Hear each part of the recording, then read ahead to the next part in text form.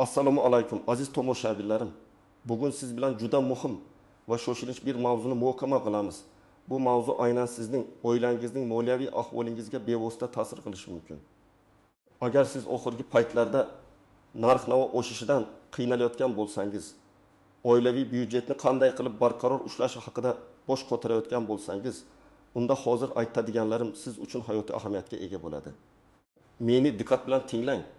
Chunki maydan boshlab ba'zi toifadagi fuqarolarimiz uchun katta qo'shimcha to'lovlar joriy etilmoqda va siz ham shular qatoriga kirishingiz mumkin. Bu shunchaki bir yangilik emas, bu minglab, millionlab insonlarning hayotini o'zgartirishi mumkin bo'lgan real imkoniyat. Shuning uchun bu videoni boshlashdan oldin iltimos, hoziroq kanalimga obuna bo'ling va videoga like bosing. Bu sizdan hech narsa talab qilmaydi. Ammo menga bunday muhim ma'lumotlarni ko'proq odamlarga yetkazishimga yordam beradi. Ishoning, bu ma'lumotlar hayotingizda katta farq qilishi mumkin. Keling, tezda asosiy masalaga o'taylik. Keling, avvaliga vaziyat qanday bo'lganini va nima o'zgarganini tushunib olaylik. Bilamizki, so'nggi yillarda mamlakatimizda iqtisodiy o'sish kuzatilayotgan bo'lsa-da, ba'zi ijtimoiy to'lovlar va pensiyalar inflyatsiya tezligi har doim ham mos ravishda oshmagan. Bu ayniqsa kam ta'minlangan oilalar, yolg'iz keksalar, nogironligi bor shaxslar va ko'p bolali onalar uchun jiddiy muammolarni keltirib chiqardi. Kundalik ehtiyojlar uchun mablag' yetkazish tobora qiyinlashib borardi. Misol uchun oddiy bir pensionerning oylik pensiyasi aytaylik 800 ming so'm atrofida bo'lsa, oziq-ovqat, kommunal to'lovlar va dori-darmon xarajatlarini qoplash uchun bu mablag' deyarli yetarli emas edi. Ko'p hollarda bunday shaxslar farzandlarining yordamiga muhtoj bo'lishardi. Bu esa o'z navbatida farzandlarning ham moliyaviy yukini oshirardi. Hattoki davlat tomonidan ko'rsatiladigan ba'zi yordam turlari ham murakkab bürokratik jarayonlar tufayli ko'pchilikka yetib bormasdi yoki talabgorlarning barchasini qamrab olmasdi. Vaziyatni tahlil qilar ekanmiz. Aholining aynan qaysi qatlamlari ko'proq ehtiyojmand ekanligi, ularga qanday yordam ko'rsatish zarurligi masalasi doimo dolzarb bo'lib qolaverdi. Endi esa vaziyat tubdan o'zgardi. Hukumatimiz tomonidan qabul qilingan yangi shoshilinch qarorga binoan maydan boshlab ijtimoiy himoyaga muhtoj ayrim toifadagi fuqarolarga nisbatan qo'shimcha moliyaviy yordam ko'rsatish tartibi joriy etilmoqda. Bu shunchaki pensiya yoki nafaqaning odatdagi indeksatsiyasi emas. Bu maqsadli, sezilarli darajada oshirilgan to'lovlar bo'lib, uning asosiy maqsadi aholining eng zaif qatlamlarini moliyaviy jihatdan qo'llab-quvvatlash. Ularning turmush darajasini sezilarli darajada yaxshilash va ijtimoiy adolatni ta'minlashdan iborat. Bu qaror nafaqat moddiy yordam berishni ko'zlaydi, balki fuqarolarning davlatga bo'lgan ishonchini mustahkamlash, ularni qiyin paytda yolg'iz qoldirmaslikka qaratilgan kuchli bir ijtimoiy siyosatning namunasidir. Eng muhimi shundaki, bu to'lovlar imkon qadar tez va samarali tarzda manzilli yetkazilishi uchun barcha zaruriy choralar ko'rilmoqda. Bu o'zgarish nafaqat sizning moddiy ahvolingizga, balki kelajakka bo'lgan ishonchingizga ham ijobiy ta'sir ko'rsatishi shubhasiz. Main part 1. Detail breakdown keling. Bu qo'shimcha to'lovlar kimlarga mo'ljallangan? Kimlar undan eng ko'p foyda ko'radi va kimlar xavotirlanishi shart emasligini chuqurroq tahlil qilaylik. Bu masalani to'liq tushunib olishim uchun men sizga bir nechta aniq misollar bilan tushuntiraman. Birinchi navbatda, bu qo'shimcha to'lovlar quyidagi asosiy toifalarga ajratilgan. 1. Eng kam pensiya oluvchi pensionerlar va nafaqa oluvchilar, ayniqsa yolg'iz yashayotgan va pensiyasi tirikchilik uchun yetarli bo'lmagan keksalar. Bu toifa avtomatik ravishda eng katta yordamni oladi, chunki ularning moddiy ehtiyoji boshqalarnikidan ko'proq deb hisoblanadi. Shuningdek, uzoq yillar mehnat stajiga ega bo'lgan. Ammo past maoshlar tufayli pensiyasi ham past bo'lgan faxriylar ham alohida e'tiborda. 2. Nogironligi bo'lgan shaxslar. Ayniqsa birinchi va ikkinchi guruh nogironlari, shuningdek nogironligi bo'lgan bolalar tarbiyalayotgan oilalar. Ularning davolanish, reabilitatsiya va kundalik ehtiyojlar uchun sarflanadigan xarajatlar yuqori bo'lganligi sababli bu toifaga ham sezilarli qo'shimcha yordam ajratiladi. 3. Kam ta'minlangan ko'p bolali oilalar. Rasman kam ta'minlangan deb tan olingan va 3 yoki undan ortiq voyaga yetmagan farzandi bor oilalar. Bu oilalarning har bir farzandi uchun ajratiladigan mablag'lar endi sezilarli darajada oshiriladi. Bu esa bolalarning ta'limi, sog'lig'i va umumiy farovonligi uchun muhim ahamiyatga ega. 4. bo'g'uvchisini yo'qotgan oilalar, ayniqsa yosh bolalari bo'lgan va asosiy tirgakchisini yo'qotgan oilalar. Bu toifaga ajratiladigan qo'shimcha to'lovlar ularning hayotini biroz bo'lsa-da yengillashtirishga qaratilgan. Keling, endi real hayotdan misollar bilan ko'rib chiqaylik. Bu qanday ishlashini aniqroq tasavvur qiling. Birinchi misol. Yolg'iz pensioner Oydin opa. Tasavvur qiling, Oydin opa 78 yoshda Toshkent shahrida yolg'iz yashaydi. Uning oylik pensiyasi 920 ming so'm. Bu mablag'ning taxminan 200 ming so'mi kommunal to'lovlarga, 300 ming so'mi dori-darmonlarga ketadi. Qolgan 120 ming so'm bilan bir oy yashashi juda qiyin. U na har oy meva-cheva olalardi, na ba'zan biror kiyim-kechak. Oydin opa yangi qarorga ko'ra eng kam pensiya oluvchi yolg'iz keksalar toifasiga kiradi. Unga pensiyasining gartamadan miqdorida, ya'ni 380 ming so'm qo'shimcha to'lov ajratilishi kutilmoqda. Natijada Oydin opaning umumiy oylik daromadi 950 ming lux 360 ming 1 million 330 ming so'mga yetadi.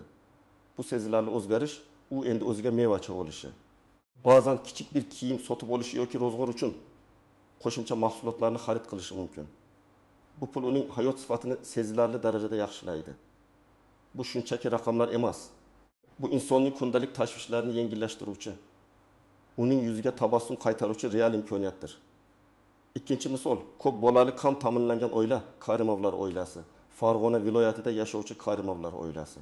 Onasi Nigora, otasi Alishar. Ularning 4 nafar farzandi bor. Eng kattasi 15 yosh, eng kichigi 3 yosh. Alishar kichik bir ustaxonada ishlaydi. Oylik maoshi 2 million 500 ming so'm. Nigora uy bekasi. Oilaning rasmiy daromadi har bir oila a'zosiga 500 ming so'mdan kamroq to'g'ri kelgani sababli ular kam ta'minlangan deb topilgan. Ilgari ular bolalari uchun jam 500 ming so'm atrofida nafaqa olishardi. Yangi qarorga ko'ra, kam ta'minlangan ko'p bolali oilalarga har bir bolaga alohida 2,5 ming so'mdan qo'shimcha to'lov ajratilishi belgilangan. Karimovlar oilasida 4 farzand bo'lganligi sababli ular qo'shimcha 1 million so'm, darhol 2,5 ming bo'ladi. Bu oilaning umumiy oylik daromadi endi 2 million lux 500 ming, avvalgi nafaqa 1 millionga qo'shimcha to'lov 10 million so'mga yetadi.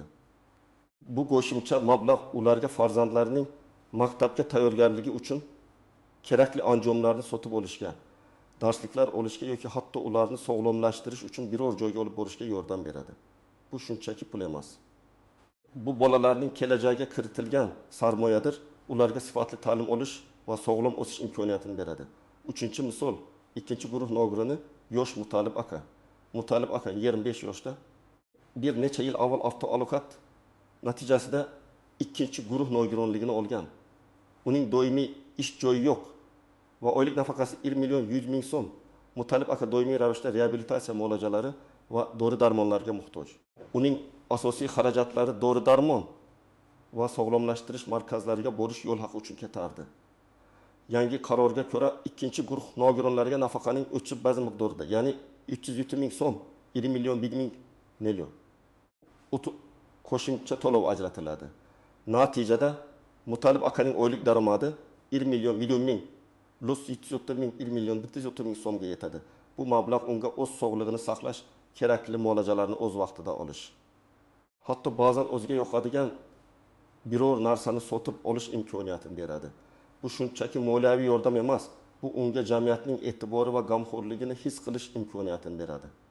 Bu esa uning ruhiy holati uchun juda muhimdir. Kimlar xavotirlanishi shart emas. Bu qo'shimcha to'lovlar universal emas. Ya'ni ular aholining barcha qatlamlariga bir xilda berilmaydi. Agar siz yuqorida sanab o'tilgan toifalarga kirmasangiz, ya'ni sizning daromadingiz yetarli bo'lsa, siz kam ta'minlangan deb hisoblanmasangiz, yolg'iz pensioner bo'lmasangiz yoki nogironlik guruhingiz bo'lmasa, ehtimol bu qo'shimcha to'lovlar sizga taalluqli emas. Bu degani emas, sizga davlat yordami umuman ko'rsatilmaydi. Bu shunchaki aynan mana shu yangi shoshilinch qaror sizning toifangizga kirmaydi degani. Ammo shunga qaramay, har doim o'zingizning holatingizni aniqlash uchun tegishli idoralarga murojaat qilishdan erinmang. Ba'zi bir yashirin imkoniyatlar yoki sizga tegishli bo'lishi mumkin bo'lgan boshqa turdagi yordam dasturlari mavjud bo'lishi mumkin. Lekin aynan bir maydon kuchga kiruvchi ushbu katta qo'shimcha to'lovlar avvalo eng ehtiyojmand va himoyaga muhtoj fuqarolarimizga yo'naltirilgan. Bu adolatli yondashuvdir. Chunki cheklangan resurslarni eng zarur bo'lgan joylarga yo'naltirish orqali maksimal ijtimoiy samaraga erishish maqsad qilingan. Main part 2. Exceptions to the rules, pitfalls and unobvious nuances. Hamma narsa bir qarashda ko'ringandek oddiy bo'lmaydi. Aziz do'stlar, har qanday katta ijtimoiy dasturda bo'lgan kabi, bu yangi to'lovlar tizimida ham ba'zi bir istisnolar, e'tibor berilishi kerak bo'lgan ilonizi joylar va ko'pchilik e'tibor bermaydigan nozik jihatlar mavjud. Mana shular haqida ham batafsil gaplashib olaylik. Birinchi muhim nuans, avtomatik hisoblash yoki murojaat qilish zaruriyati. Ko'pchilik irmaydan deb eshitishi bilan pul avtomatik ravishda hisobimizga tushadi deb o'ylaydi. Lekin bu har doim ham shunday emas. Ba'zi toifalar uchun, masalan, allaqachon eng kam pensiya oluvchi va yolg'iz deb ro'yxatga olingan pensionerlar uchun bu to'lovlar avtomatik ravishda, ya'ni hech qanday qo'shimcha hujjatlarsiz, irmaydan boshlab pensiya yoki nafaqasi bilan birga hisoblanib berilishi mumkin. Bu ularning holati haqidagi barcha ma'lumotlar davlat ma'lumotlar bazasida mavjudligi sabablidir. Ammo boshqa toifalar, masalan, kam ta'minlangan ko'p bolali oilalar yoki nogironligi bor shaxslar uchun agar ular ilgari shu kabi yordamlarga murojaat qilmagan bo'lsa yoki ularning ahvoli yaqinda o'zgargan bo'lsa, masalan, oilada yana bir bola tug'ilgan bo'lsa yoki nogironlik guruhi o'zgargan bo'lsa, qo'shimcha to'lovni olish uchun maxsus ariza bilan murojaat qilishlari talab qilinishi mumkin. Shu sababli o'z holatingizni aniqlash va tegishli idoralarga murojaat qilish juda muhim. Bu qayerga borish kerak degan savolga keyinroq batafsil javob beraman. Ikkinchi muhim nuans, daromadni tasdiqlash va uning chegaralari. Kam ta'minlangan oilalar toifasiga kirish uchun oilaning har bir a'zosiga to'g'ri keladigan oylik daromad ma'lum bir miqdordan oshmasligi kerak. Bu miqdor doimiy ravishda o'zgarishi mumkin va har bir viloyat yoki hudud uchun bir o'z farq qilishi mumkin. Masalan, umumiy qoida bo'yicha oilaning har bir a'zosiga to'g'ri keladigan o'rtacha oylik daromad mamlakatdagi belgilangan minimal iste'mol xarajatlaridan past bo'lishi kerak. Bu degani siz o'zingizni kam ta'minlangan deb hisoblasangiz ham rasmiy daromad hujjatlaringizni taqdim etishingiz va tekshiruvdan o'tishingiz shart. Ba'zi hollarda oila a'zolaridan biri norasmiy ish joyida ishlab daromadini yashirishi mumkin. Bu holatda agar sizning daromadingiz qonuniy yo'l bilan rasmiylashtirilmagan bo'lsa, sizning murojaatingiz rad etilishi mumkin. Shuning uchun barcha daromadlaringizni qonuniy tarzda rasmiylashtirganingizga ishonch hosil qiling. Uchinchi muhim nuans, boshqa nafaqalar bilan o'zaro ta'sir. Yangi qo'shimcha to'lovni olish. Sizning boshqa turdagi nafaqa yoki ijtimoiy yordam olish huquqingizga ta'sir qiladimi?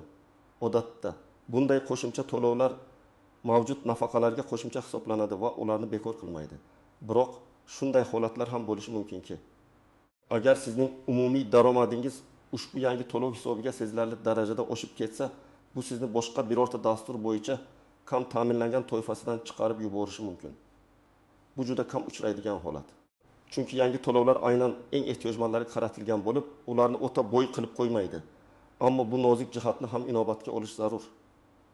Masalan, agar siz ilgari bola nafaqasini olgan bo'lsangiz va yangi to'lovlar tufayli umumiy daromadingiz minimal chegaradan oshib ketsa, keyingi davr uchun bola nafaqasini olish huquqingiz bekor qilinishi mumkin. Bunday holatlar uchun har doim tegishli mutaxassislar bilan maslahatlashish tavsiya etiladi. To'rtinchi muhim nuans, hududiy farqlar va moliyalashtirish manbalari. Garchi bu qaror markazlashgan holda qabul qilingan bo'lsa-da, ba'zi bir hududlarda mahalliy byudjet imkoniyatlaridan kelib chiqib, qo'shimcha yordam dasturlari mavjud bo'lishi mumkin. Bu masalan, Toshkent shahri yoki yirik viloyat markazlarida kam ta'minlangan oilalarga nisbatan qo'shimcha ravishda bir martalik moddiy yordam ko'rsatilishi mumkinligini anglatadi. Shuningdek, qishloq joylarida ham muhtojlarga nisbatan xayriya jamg'armalari yoki homiylar orqali qo'shimcha yordamlar ajratilishi mumkin. Shuning uchun nafaqat markaziy qarorni, balki o'z mahallangiz va tumaningizdagi mavjud imkoniyatlarni ham o'rganib chiqishingiz foydadan xoli emas. Beshinchi muhim nuans, firibgarlik va noto'g'ri ma'lumotlar xavfi. Har qanday ijtimoiy to'lovlar joriy etilganda, afsuski, bundan foydalanmoqchi bo'lgan firibgarlar ham paydo bo'ladi. Ular sizga tezda pul olishga yordam beramiz, hujjatlaringizni qisqa muddatda rasmiylashtiramiz, pulni hisobingizga tushiramiz kabi va'dalar bilan murojaat qilishlari mumkin. Asl bunday takliflarga ishonmang. Hech kimga shaxsiy ma'lumotlaringizni, pasport seriyasi va bank karta raqamlari, PIN kodlar bermang. Davlat xizmatlari bepul ko'rsatiladi. Agar sizdan biron bir xizmat uchun pul talab qilsalar, bu qonunbuzarlikdir. Faqatgina rasmiy manbalarga, ya'ni davlat xizmatlari markazlari, pensiya jamg'armasi, mahalla raisligi yoki may oqqof. Uz portali orqali murojaat qiling. Telefon orqali yoki shubhali veb saytlar orqali ma'lumot berishdan saqlaning. Har doim tekshirilgan va ishonchli ma'lumotlarga tayaning. Bu nuanslarni bilish sizni ko'plab tushunmovchiliklar, vaqt yo'qotishlar va hattoki moliyaviy yo'qotishlardan himoya qiladi. Hamma narsa aniq bilib, to'g'ri harakat qilish juda muhim. Practical advice, specific steps on what the viewer should do. Endi esa eng muhim qismga keldik. Xo'sh, men nima qilishim kerak? Bu savolga aniq va tushunarli javob beraman. Qo'shimcha to'lovlarni olish uchun qadam-baqadam yo'riqnoma. Bir qadam o'z huquqingizni aniqlang. Birinchi navbatda siz yuqorida sanab o'tilgan toifalardan biriga kirishingizga ishonch hosil qiling. Agar siz pensioner bo'lsangiz, pensiya hujjatlaringizni ko'zdan kechiring. Kam ta'minlangan oila deb hisoblansangiz, oilangizning umumiy daromadini hisoblab chiqing va har bir a'zoga to'g'ri keladigan miqdorni aniqlang. Nogironligi bor shaxs bo'lsangiz, nogironlik guruhingiz va tegishli hujjatlaringizni tayyorlang. Agar biror narsaga ishonchingiz komil bo'lmasa, rasmiy ma'lumotlarni tekshirish uchun pensiya jamg'armasi yoki mahalla idorasining telefon raqamlariga qo'ng'iroq qiling. Davlat xizmatlari markazlarining yagona aloqa markazi call center mavjud. U yerda sizga dastlabki maslahatlar berishadi. 2 qadam zarur hujjatlarni to'plang. Agar siz avtomatik tarzda to'lov oluvchilar qatoriga kirmasangiz va murojaat qilish zarur bo'lsa, quyidagi hujjatlar ro'yxatini tayyorlab qo'ying. Pasport sizning shaxsingizni tasdiqlovchi asosiy hujjat. B. Pensiya guvohnomasi. Agar pensioner bo'lsangiz, pensiyangiz miqdori va turi ko'rsatilgan. G. Nogironlik guvohnomasi.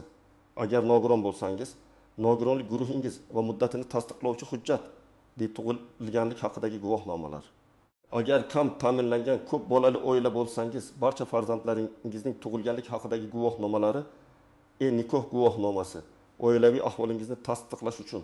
Agar ajrashgan bo'lsangiz, ajrim haqidagi guvohnoma. Daromadlar to'g'risida ma'lumotnoma.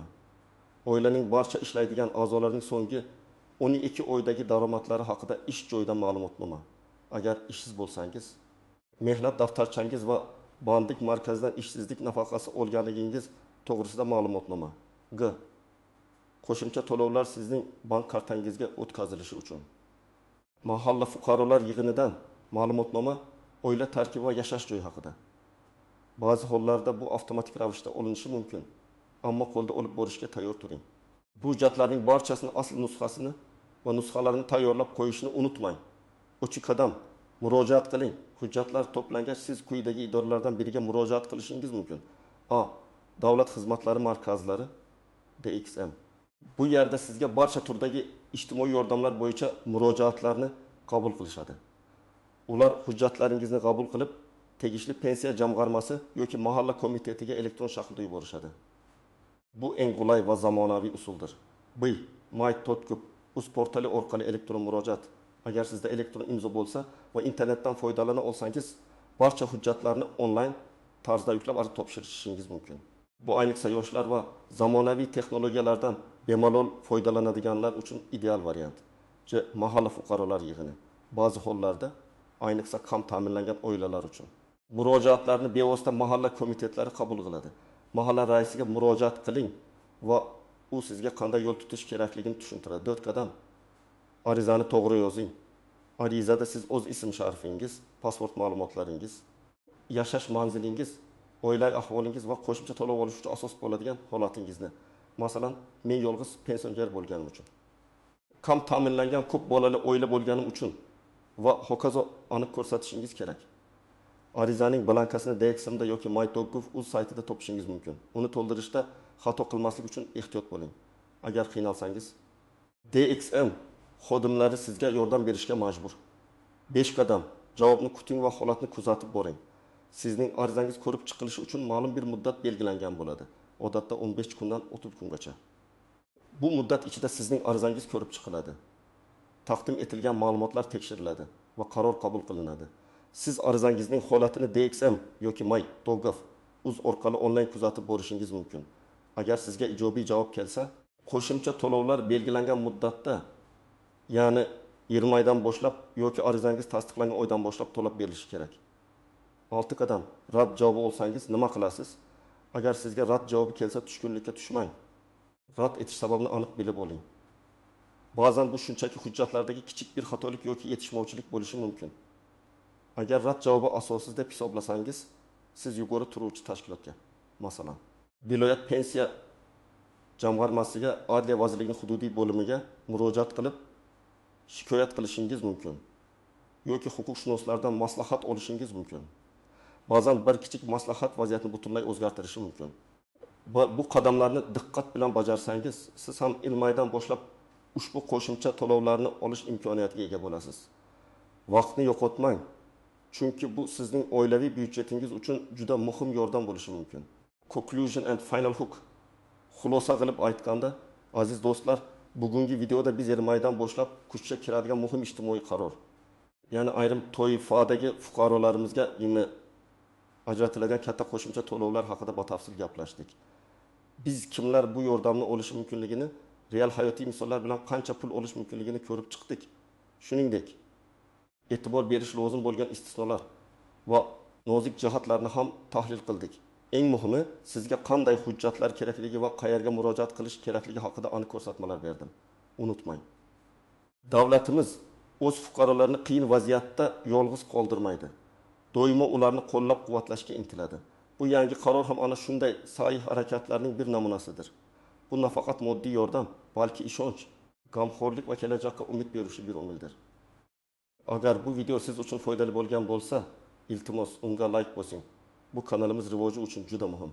Shuningdek, bu ma'lumotlar qanday qilib sizning hayotingizga ta'sir qilishi mumkinligi haqidagi fikrlaringizni izohlarda yozib qoldiring. Siz qaysi toifaga kirasiz? Qancha qo'shimcha to'lov olishni kutmoqdasiz? Yoki sizda boshqa qanday savollar bor? Fikrlaringizni bilish men uchun juda qiziq. Va eng muhimi, hali obuna bo'lmagan bo'lsangiz, kanalimga obuna bo'lishni unutmang. Chunki oldinda sizni yana ko'plab muhim va foydali ma'lumotlar kutmoqda. Keyingi videolarda ko'rishguncha o'zingizni ehtiyot qiling.